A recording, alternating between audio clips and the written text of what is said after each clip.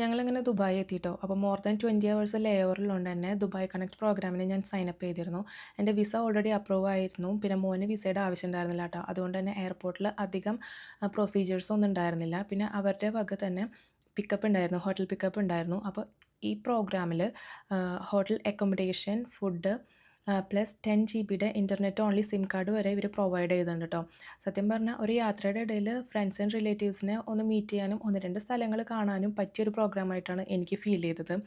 അങ്ങനെ ഞങ്ങൾ ഹോട്ടലിലെത്തി. അപ്പോൾ ബേബി ഉള്ളതുകൊണ്ട് തന്നെ എന്നോട് അവർ വെയിറ്റ് ചെയ്തോളാൻ പറഞ്ഞ് ചെക്ക് ഇൻ പ്രൊസീജിയേഴ്സൊക്കെ അവർ തന്നെയാണ് കേട്ടോ ചെയ്തത്. അപ്പോൾ ഒരു ദിവസത്തെ സ്റ്റേക്ക് അത്യാവശ്യം റിയലി ഗുഡ് റൂമായിരുന്നു അവർ പ്രൊവൈഡ് ചെയ്തിട്ടുണ്ടായിരുന്നത് കേട്ടോ.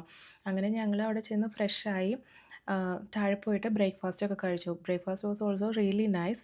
അങ്ങനെ അതിനുശേഷം ഞങ്ങൾ തിരിച്ചെത്തിയപ്പോൾ ബേബി ഉറങ്ങി. അപ്പോഴത്തേക്കും ഞാനൊന്ന് റെഡി ആയിട്ടോ, പുറത്ത് പോകണമായിരുന്നു. അപ്പോൾ കസിൻസ് വരാമെന്ന് പറഞ്ഞിട്ടുണ്ടായിരുന്നു. അപ്പോൾ നിങ്ങളിൽ എത്ര പേർക്കറിയാം ഇങ്ങനെ ഒരു പ്രോഗ്രാമുള്ള കാര്യം?